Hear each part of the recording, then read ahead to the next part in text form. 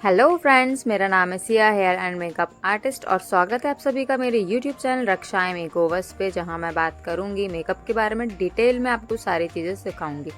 यहां पर जो मेरी क्लाइंट है उसका जो स्किन टाइप है वो टेक्सचर्ड प्लस स्किन है। टेक्सचर्ड स्किन टाइप में दाने दाने उभरे उभरे हुए रहते हैं, थोड़े से ब्लैक ब्लैक मार्क भी होते हैं। तो ऑयली स्किन टाइप है इनका, इसलिए पूरा स्किन प्रैप मैंने जिस तरीके से ऑयली स्किन टाइप का करते हैं वैसे ही करना है। और आपको प्रोडक्ट जब भी इनकी स्किन पे अप्लाई करना है तो लेस प्रोडक्ट के साथ काम करना है। आई पे लेंस पुट करने के बाद मैंने क्रायलॉन का एक कंसीलर लिया और ब्रश की हेल्प से कंसील किया। बट आप देख रहे होंगे कि काफ़ी थिक प्रोडक्ट होने की वजह से ब्रश की हेल्प से प्रॉपर ये ब्लेंड नहीं हो रहा है। इसके बाद मैंने ब्लेंडर की हेल्प से इसे ब्लेंड किया और फिर इसका एप्लीकेशन जो किया ब्लेंडर से ही किया है मैंने, फिर ब्रश की हेल्प से नहीं किया क्योंकि काफ़ी थिक प्रोडक्ट होने की वजह से ये ब्लेंड नहीं हो रहा था ब्रश से। अच्छे से ब्लेंडिंग करने के बाद यहाँ पर मैं एकदम लाइट बेस उठाऊंगी, एकदम लाइट शेड उठाऊंगी। लाइट शेड जो ट्रांजिन शेड होते हैं वो, और इनकी आई पे मैंने पुट किया है। शेड को पूरी आईज पे मैं एप्लीकेट करूँगी। बहुत ही अच्छे से ब्लेंडिंग करते हुए आपको काम करना है। आप जब भी आई मेकअप करें, यदि आपने फर्स्ट स्टेप लाइट ट्रांजिन शेड लिया है तो उस ट्रांजिन शेड को आप पहले बोथ आईज पे एप्लीकेट करें। उसके बाद यदि आप थोड़ा सा डार्कर की तरफ जा रहे हैं तो आप बोथ आईज पे पहले डार्कर की तरफ काम करें। यदि आप ऐसा करते हैं कि एक आंख में आपने पहले पूरा मेकअप कर लिया, फिर वही मेकअप आप दूसरी आंख में कर रहे हैं, तो क्या होता है कभी कभी शेड्स प्रॉपर से क्रिएट नहीं हो पाते यदि आप बिगनर हैं तो। और ब्रश यदि लाइट पे आपने यूज़ किया और फिर उसके बाद आपने उस पर डार्क यूज़ कर लिया है ना, डार्क शेड आपने ले लिया, तो क्या होगा सेकंड आई पे जब भी आप वर्क करेंगे तो वो आपकी ब्लेंडिंग में प्रॉब्लम करेगा ही।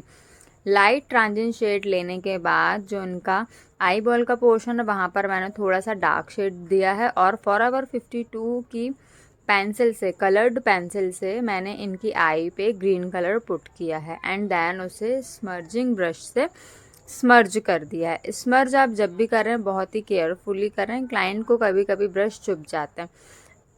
आपको हर चीज़ ध्यान में रखते हुए करना है। एंड देन मैंने इनकी आईज पे लैशेस पुट किया है।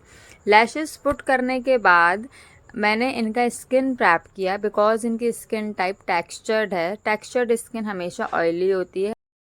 स्किन पे आपको जो स्किन प्रैप करना है, सबसे पहले आपको वाटर बेस्ड मॉइस्चराइज़र लगाना है and then gel based primer लगाना है। जिस भी पोर्शन पे इनको स्वेट को होता है उस एरिया पे आपको सिलिकॉन बेस्ड प्राइमर लगाना है। सिलिकॉन बेस्ड प्राइमर लगाने के बाद आप थोड़ा सा 2 मिनट तक का आप छोड़ें क्लाइंट के फेस को एंड देन आप ऑरेंज करेक्टर से जो भी इनके पिगमेंटेड एरिया है, डार्क स्पॉट्स हैं, उसको आप कवर अप करें। यहाँ पर मैंने थोड़ा डार्क ऑरेंज करेक्टर इसलिए लिया है क्योंकि इनके पूरे ही फेस पे छोटे छोटे ब्लैक ब्लैक मार्क थे।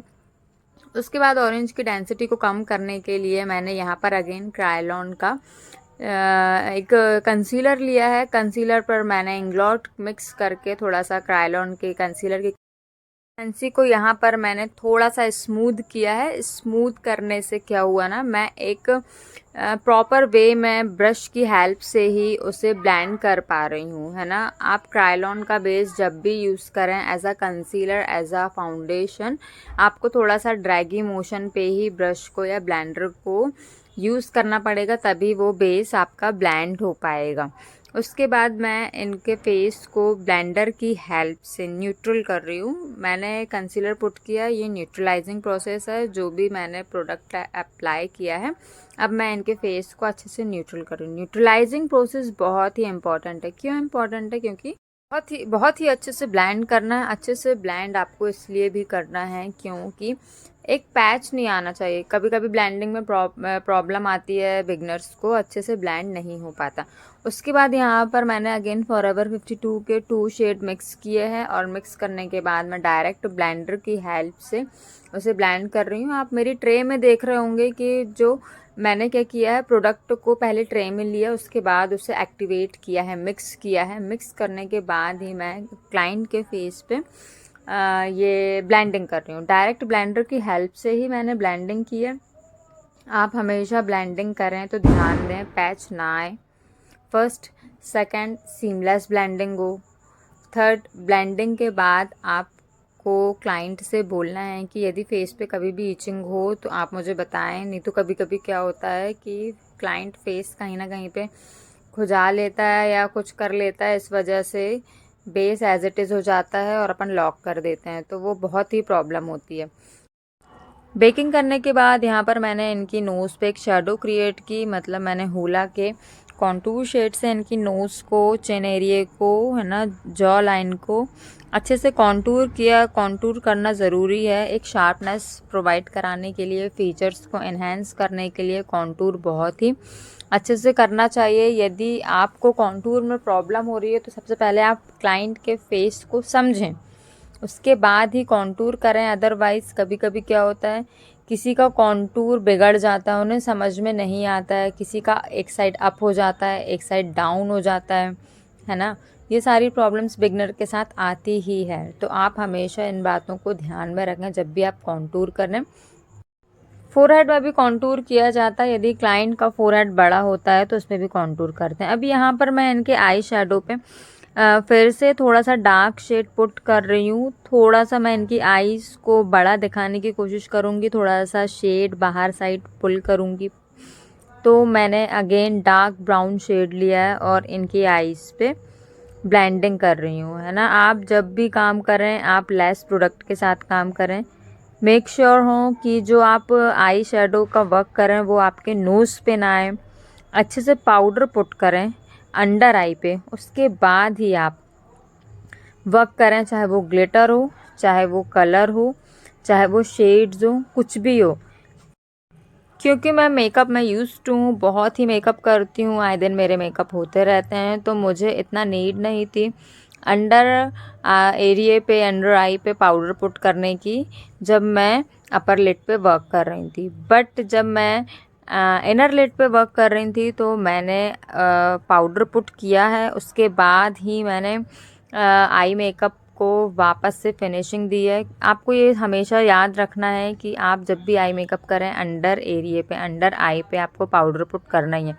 क्योंकि यदि आपने एक बार बेस रेडी कर दिया और उसके बाद यदि आप सोच रहे हैं कि जो बाकी की फिनिशिंग है आई मेकअप की वो मैं आफ्टर बेस दूंगी और आपने अंडर एरिया पे पाउडर पुट नहीं किया, तो उससे प्रॉब्लम ये होगी कि ग्लिटर है, पिगमेंट है, शेड्स हैं, वो आपके अंडर एरिया पे, नोज़ पे, चीक्स पे गिरेंगे और जब वो फॉल आउट होगा, है ना, तो वो पिगमेंट अपना छोड़ के जाएगा, ग्लिटर चिपक जाएगा, है ना, शेड्स अपना कलर वहीं ड्रॉप करके जाएंगे, तो आपका बेस पूरा ख़राब हो सकता है।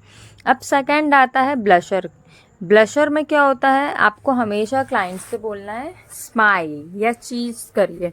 जब स्माइल चीज़ करेगा, जब क्लाइंट स्माइल करेगा, चीज़ करेगा, तो उससे होगा ये कि आपको एक सरफेस मिल जाएगा, आपको एक एरिया मिल जाएगा और आपको ये पता चल जाएगा कि आपको किस एरिया को ब्लश आउट करना है, पॉप आउट करना है, किस एरिया को आपको उभार के दिखाना है। इसलिए क्लाइंट से हम चीज़ करने बोलते हैं, स्माइल करने बोलते हैं, जब कॉन्टूर करते हैं तो पाउच बनाने बोलते हैं कि उसका जो भी पोर्शन अंदर साइड है ना, और जो भी पोर्शन बाहर साइड है, तो बाहर साइड वाला जो पोर्शन होता है हमें उसे कॉन्टूर करना होता है ना। अब यहाँ मैं क्लाइंट की लैशेस पे मस्कारा लगा रही हूँ। मस्कारा भी आपको हमेशा केयरफुल होकर लगाना है। यदि आप बिगनर हैं तो आप मस्कारा हमेशा जब भी लगाएं तो अगेन अंडर आई पे पाउडर को एज इट इज़ रहने दीजिए, है ना, उसके बाद ही मस्कारा लगाइए। अब बात आएगी यहाँ पर हाइलाइटर की। अगेन मैंने क्लाइंट से बोला स्माइल, तो ये जो उभरा हुआ पोर्शन आया ना, बस इसी पोर्शन को आपको हाईलाइट करना है ना, आपको सिर्फ इसी पोर्शन को हाईलाइट करना है। और आप देखिए मैं ब्रश किस एंगल में पकड़ी हूँ। यहाँ पर ब्रश का जो डायरेक्शन है वो लेटा हुआ है, मतलब स्किन से सटा हुआ है, चिपका हुआ है। मैं ब्रश को खड़ा करके यहाँ पर हाईलाइटिंग नहीं कर रही हूँ फेस पे। आप लोग यही गलती करते हैं, आपको अपनी यही गलती सुधारनी है। चाहे मैं फोरहेड पे करूँ, चाहे चिन पे करूँ, चाहे चिक्स पे करूँ, चाहे क्यूपिड एरिया पे करूँ, चाहे नोज़ पे करूँ, हर जगह मैंने ब्रश को लेटा के ही काम किया और आपको भी इसी चीज़ को फॉलो करना। अब जब भी आप लिप पे लिपस्टिक करें तो देखिए मैंने पहले एक हार्ट शेप क्रिएट किया है। हार्ट शेप क्रिएट करने के बाद जो एक्सेस प्रोडक्ट है उसे मैंने इनर लिप पे लगाया है ना। इनर लिप पे इसलिए लगाया है क्योंकि वो एक्स्ट्रा प्रोडक्ट है। अब मैं पूरे उस एक्स्ट्रा प्रोडक्ट को जो मेरा बड़ा वाला एरिया है लिप का उस पे लगाऊंगी, बिकॉज यदि आपके ब्रश पे लिपस्टिक ज़्यादा होगी और आप उसे आउटर लाइन पे पहले लगा देंगे तो क्या होगा, आपका वो प्रोडक्ट बाहर निकल सकता है। प्रोडक्ट के बाहर निकलने की वजह से आपकी लिपस्टिक फैल सकती है। तो यहाँ पर ये मेरी क्लाइंट का, मेरी ब्राइड का फाइनल लुक रेडी है। आप मुझे बताइएगा कैसा लगा आपको इनका ये फाइनल लुक। मुझे ज़रूर कमेंट करिएगा, आपकी जो भी क्वेरीज हो मुझे ज़रूर पूछिएगा, है ना। आपने मेरे चैनल को अभी तक सब्सक्राइब नहीं किया है तो सब्सक्राइब करिएगा, बेल बटन पर सब्सक्राइब करिएगा और मेरे पेज को शेयर करिएगा। Thank you for watching, bye bye.